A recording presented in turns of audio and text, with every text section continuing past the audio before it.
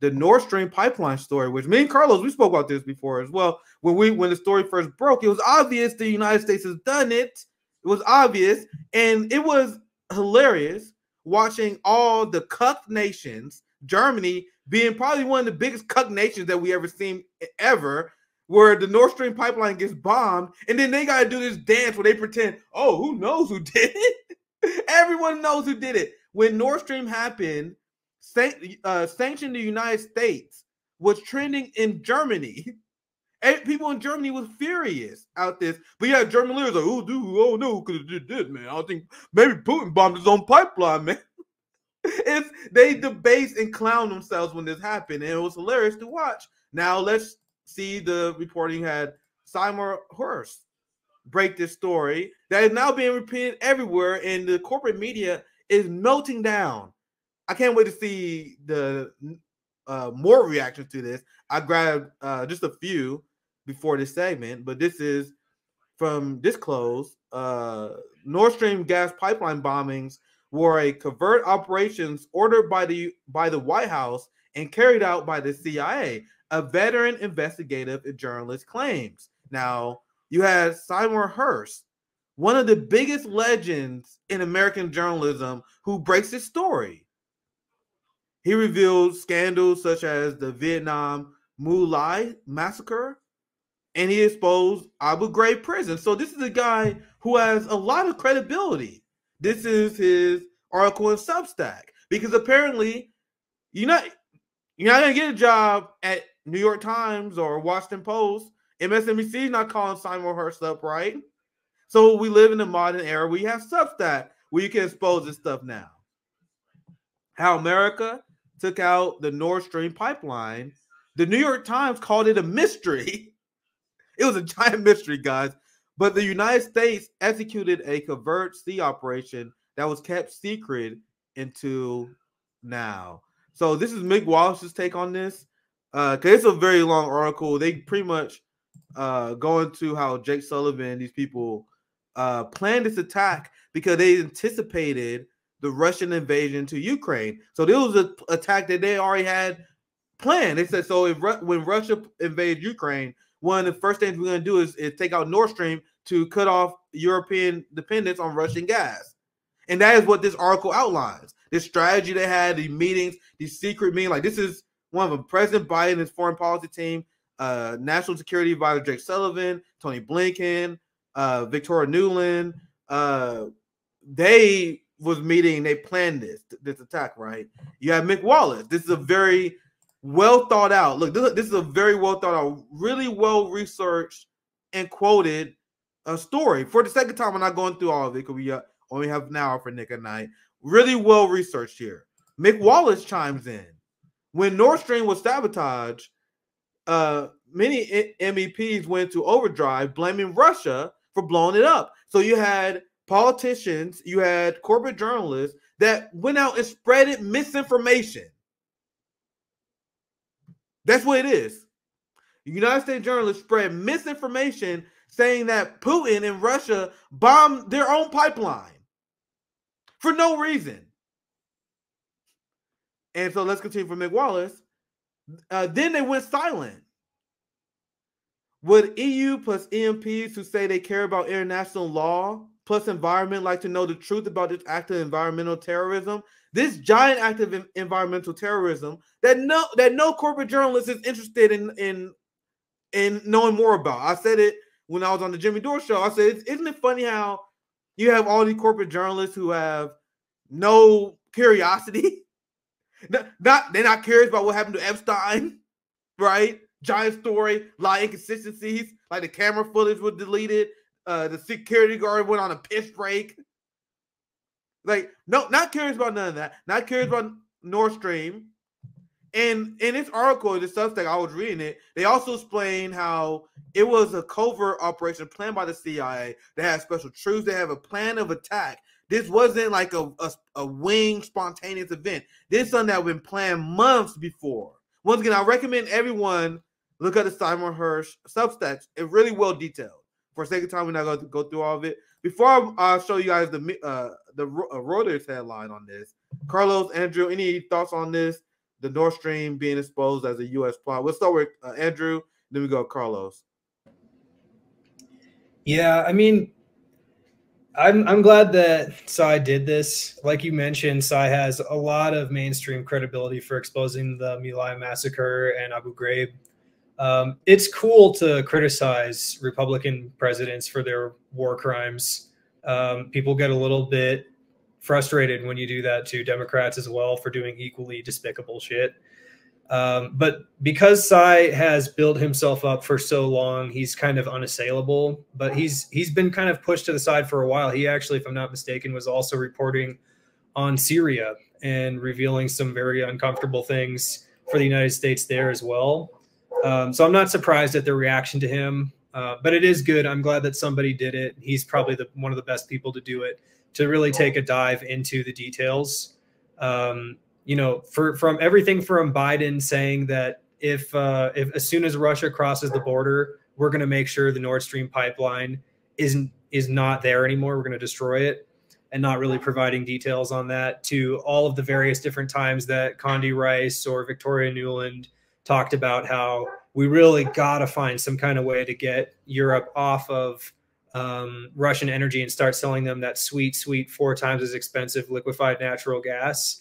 There were so many admissions that made it very clear that the United States at least coordinated the operation and knew who did it, if not did it themselves. So yeah, I would just say same as you, Nick. Just go. I haven't read Psy's article yet. I've just seen kind of the commotion about it, but I will read it. And they go into it, and Psy also go into the history of U.S. officials discussing how this Nord Stream being bombed and going away would be in the United States' best interest.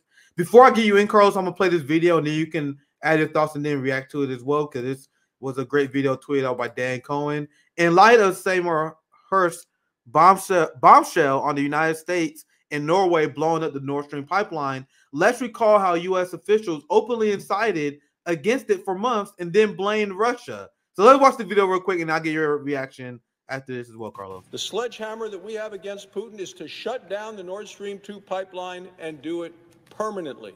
This is a real, acute, and proven threat.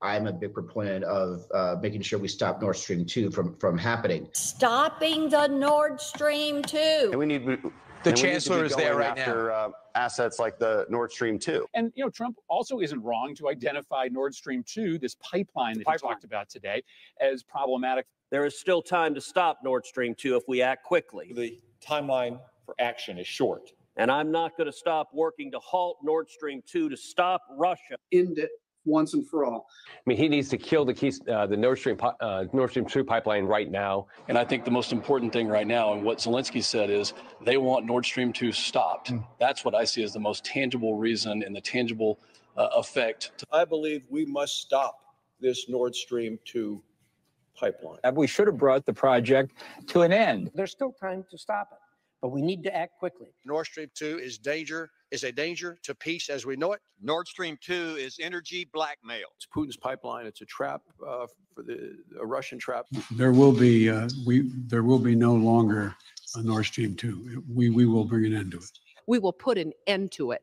Germany should cancel the Nord Stream 2 gas pipeline. We're looking at a variety of things we could do there. We've been so far trying to use other tools to stop the Nord Stream 2. And we got legislation that was appropriate to now have delayed this project significantly. We need further tools. We're prepared to use those tools should you provide them to us. And we've also used our diplomatic capabilities. This pipeline must be stopped.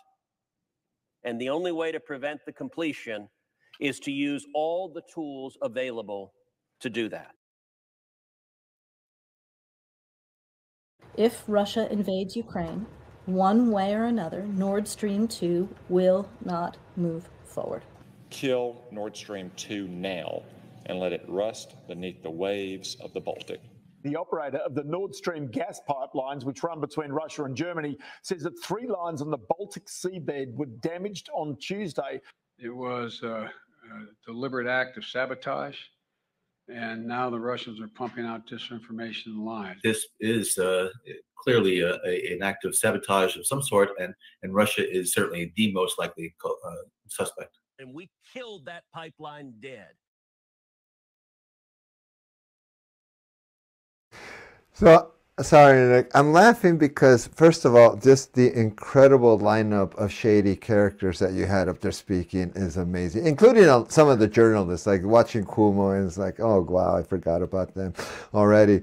But it's amazing to me how this, and this is just the educator in me speaking, something that I'm fascinated by is the fact that Americans love investigative cop shows, right? So we're in love with NCIS. I don't watch this stuff, but I watch versions of it. So every show is now entangled with some kind of mystery that's going to be solved within, 30 minutes or 60 minutes, depending on the length of the show or a film.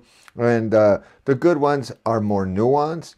But most of the time you resolve the issue kind of quickly, and it teaches Americans how to think in a very specific kind of manner about what investigation entails.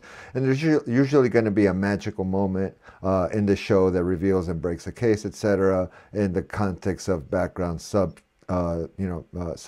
including the characters, whatever.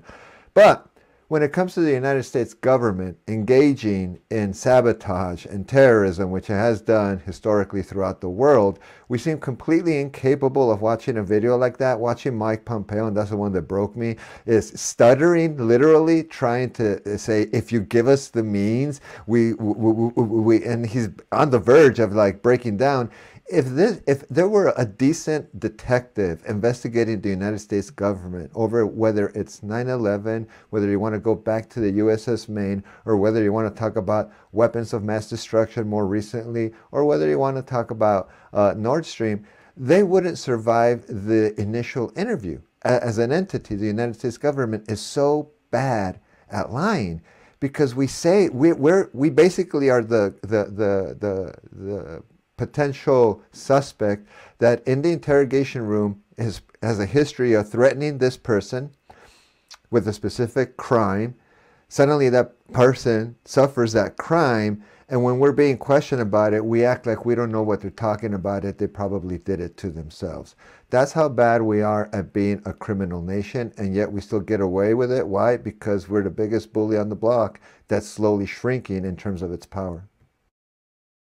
Yeah, well said, Carlos. I want to share how the Western media is responding to this, and you have the CIA ops already smearing Psy for reporting on this. You had this headline for Reuters that said White House says blog post on Nord Stream explosion utterly false. So now apparently if you're a journalist on Substack, they will just delegitimize it by calling it a blog post. You guys see why I say it's important for us to reject this narrative that these people are, that there's reputable journalists that got prestige positions and these are the only people who matter. To me, I put more stock into citizen journalists, if anything. And then you have CIA ops that's already attacking Psy on Wikipedia. You have them calling him an unhinged conspiracy theorist. Look at this. This is a snippet from Wikipedia. This is a guy who exposed Abu Ghraib, and Andrew will explain how he did great reporting in Syria as well. Amazing veteran investigative reporter. And it said critics have accused Hersh of being a conspiracy theorist. The only conspiracy theorists that we saw, the people in the video that said Russia blew up their own pipeline. The only conspiracy theorists are the people that pushed Russiagate. Everything that come out of corporate media is a conspiracy theory. He has been criticized for contradicting the official account of the killing of Osama bin Laden and for questioning the claim that Syria government used chemical weapons on Syrian civilians, which has been already disproven. Aaron Monte debunked that. The OCPW report debunked this. In 2015, Vox Matt Fisher wrote, Hersh has appeared increasingly to have gone off the rails. What? What does that mean? So if you work for Vox and these corporate pro-war outlets, if you debunk and push back against the U.S. narrative, they say, oh my God, you've gone off the rails. Look at Glenn Greenwald. Glenn Greenwald has gone off the rails. He used to be on MSNBC. He used to be on Democracy Now! Then he debunked Russiagate. He debunked U.S. imperialist talking points all the time. And now all of a sudden they say, oh, he gone off the rails. The same with Hirsch. Apparently Hirsch has gone off the rails. Matt Taibbi, someone who was respected in mainstream, has gone off the rails after he reported on the Twitter files. So in corporate media, you're a good boy until you actually do what a reporter is supposed to do. Question the U.S. narrative. There are people who had great reputations, and then as soon as they push back on the Ukraine narrative, and all of a sudden, oh my God, this person went off the rails. Anyway, I want to give you guys thoughts on this. I want to move on to probably our last topic. Any final thoughts on the Nord Stream and the general? There's a lot more. I got doubts some more. Maybe me and TJ will do some more reactions, but it's the coat for liberals and Western chauvinists have been hilarious to watch. So, any final thoughts, Andrew and Carlos, that you guys want to try to do on that story? No, I'll just say, like, you know that people are working overtime to do damage control. When you look up Seymour Hersh on Wikipedia right now, and it says edited 12 minutes ago. Like, there is a battle going on between what's breaking Wikipedia's own rules is having PR firms and paid operatives edit people's pages either as a puff piece or as a smear piece for PR. That's against Wikipedia's own rules, and they allow it constantly. So you just know that's not necessarily a good sign if your own Wikipedia page or someone else that you respect is edited just frequently.